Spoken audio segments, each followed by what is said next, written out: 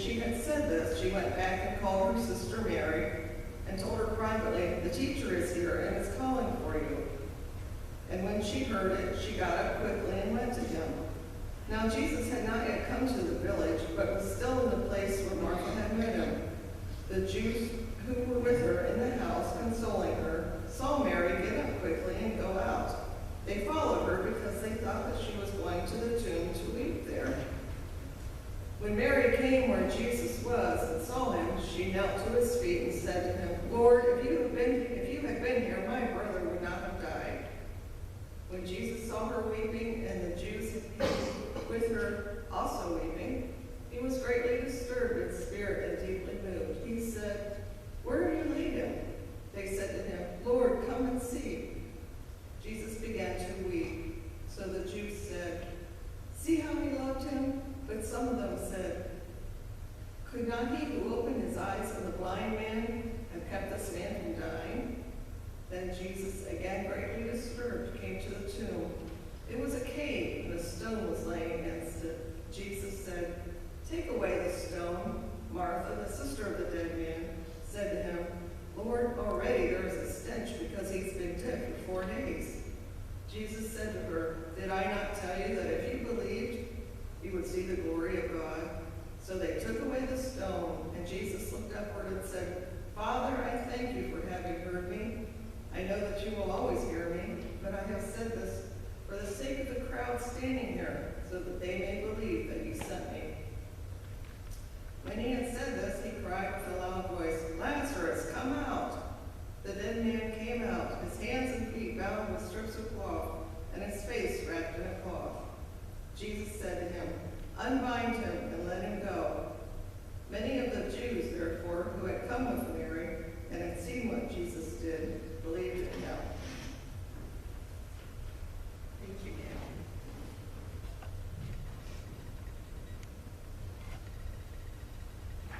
Dan. Comfort food.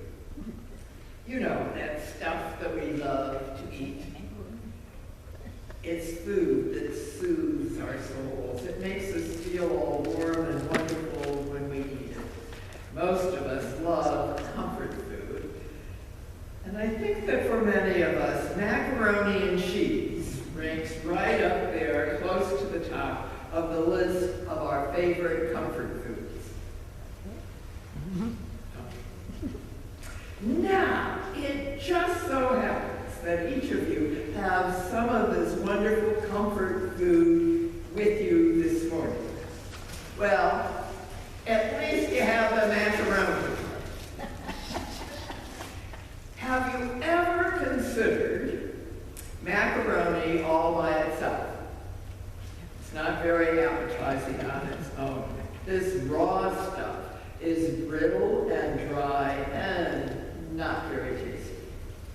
Although I have to say that when my sons were quite young, they would often eat dry macaroni just like this.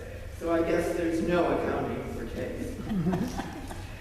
But most of us would say that dry macaroni needs help.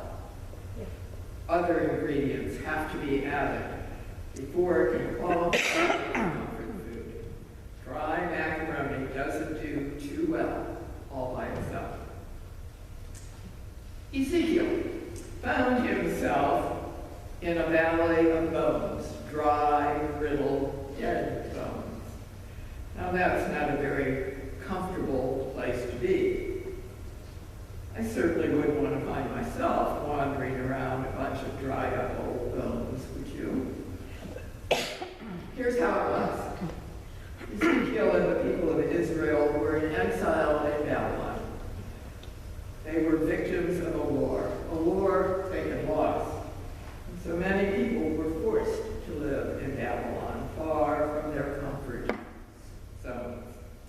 They were living in foreign territory, living in desperation, without much hope.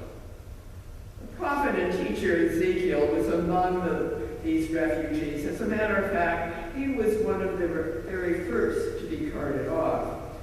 For Ezekiel and the other Israelites, it seemed as though they were just a bunch of dried up old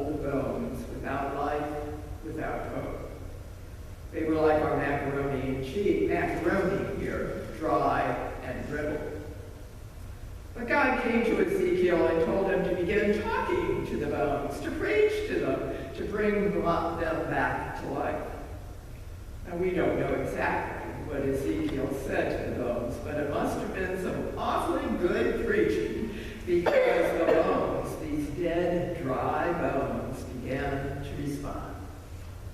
They started to rebuild themselves. They began putting themselves back together, to move, to develop muscle and marrow, flesh and life. Now that's a preacher's dream, to have a whole congregation to begin to show life during the sermon. I'm just saying.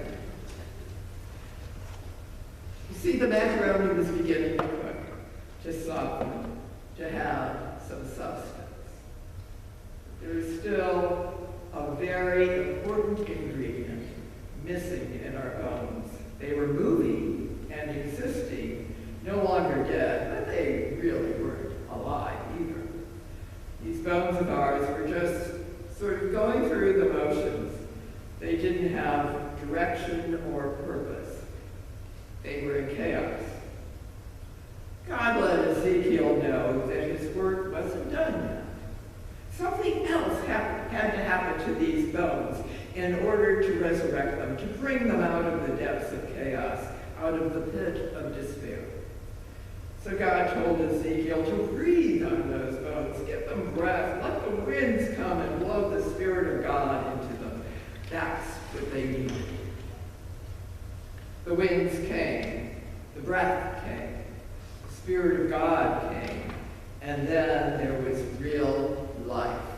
In other words, the macaroni began to cook. But cooked macaroni by itself isn't much better than the dry stuff. All the good parts, the cheese, the butter, the milk, the salt and pepper, that's what makes macaroni and cheese comfort food. That's what makes it taste so good. Extra ingredients are necessary in order to make macaroni worthwhile. The Spirit of God is what made the bones in Ezekiel's valley worthwhile. That's what brought them out of their hopelessness, their desperation, their death. The vision Ezekiel had that day, the vision of dead, dry bones coming to life, couldn't happen without the help of God. Ezekiel couldn't give the bones life by himself. He needed the help of fresh air, fresh wind, and a fresh spirit.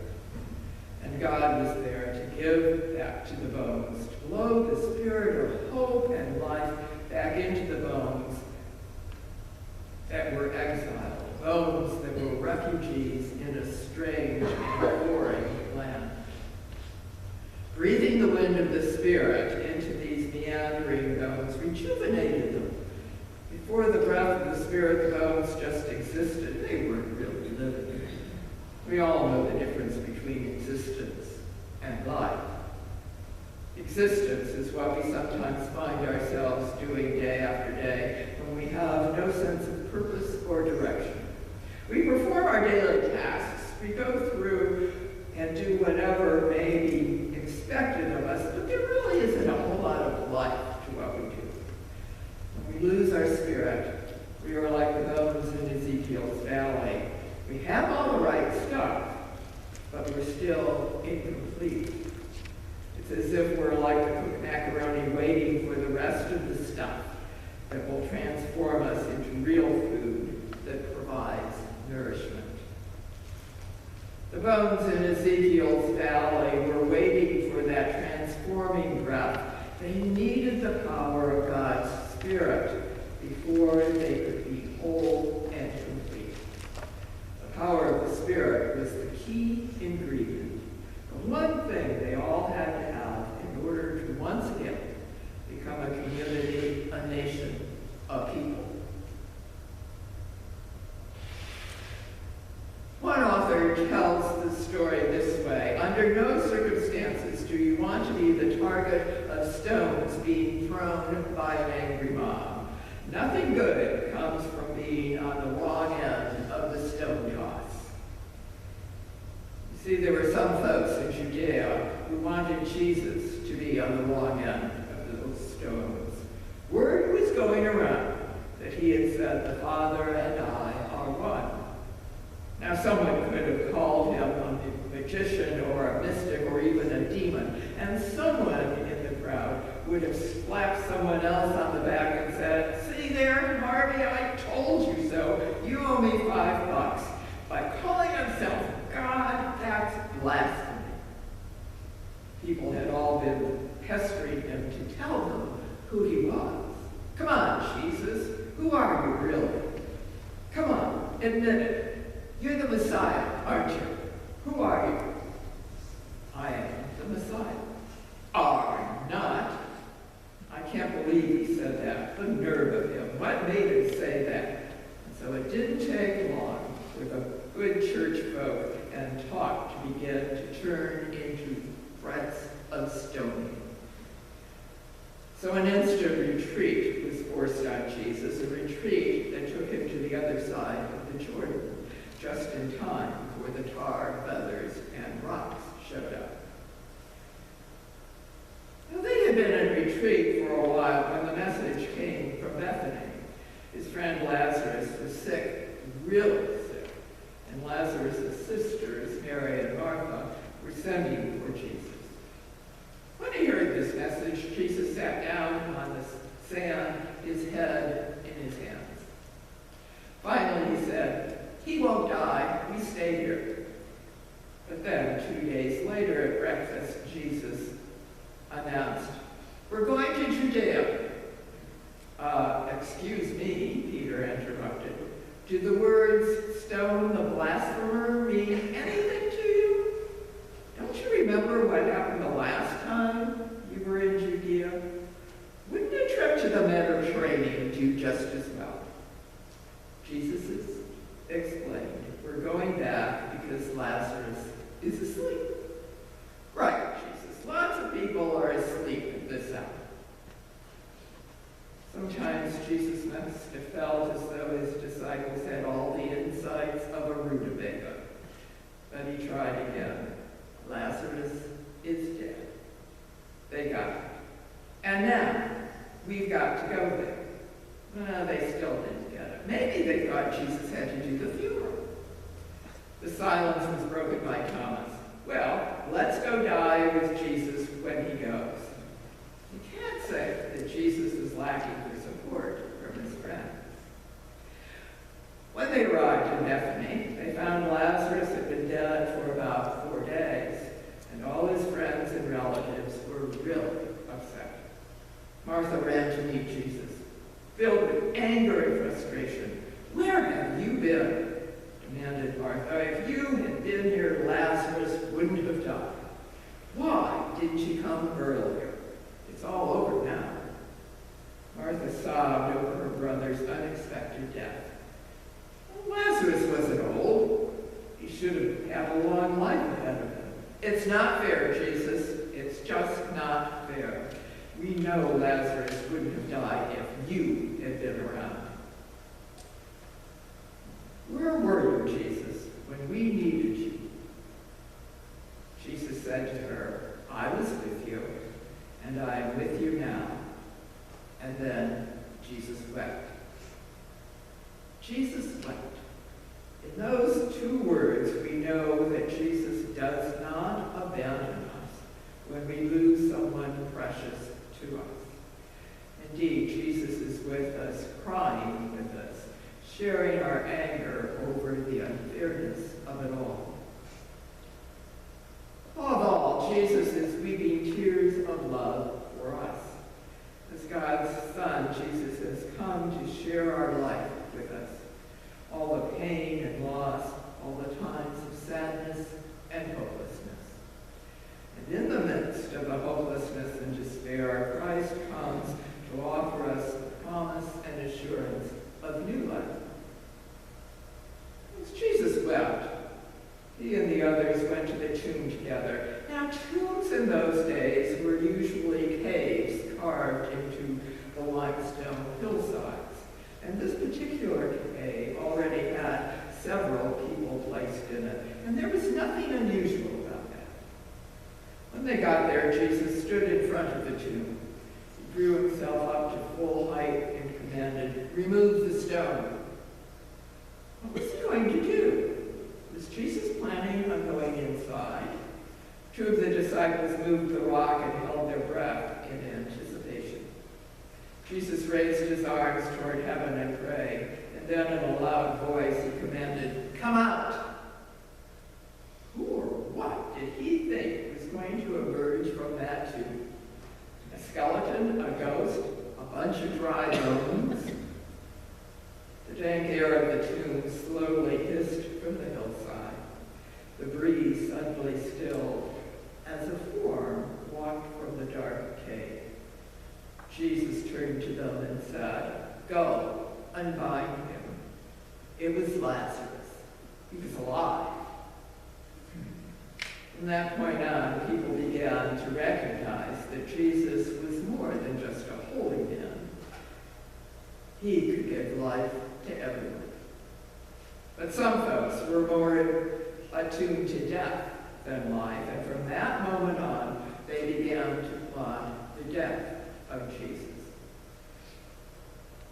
The enemies had their excuse, and as the story continues, raising Lazarus from death to life was all the enemies needed to know. It would be enough to convict and sentence Jesus to death. For those who believed, that was the day they were filled with the power of new life. It was as if their dry and weary bones had come to life again. They saw for themselves the promise of the resurrection. New life appeared that day when Lazarus stepped out from his tomb and unwound his funeral cloths that had confined him in death. New life can unfold for us as well, just as Ezekiel witnessed dead, dry bones resurrected, reformed, and brought back to life. The stories of Ezekiel and Lazarus are stories of hope and faith.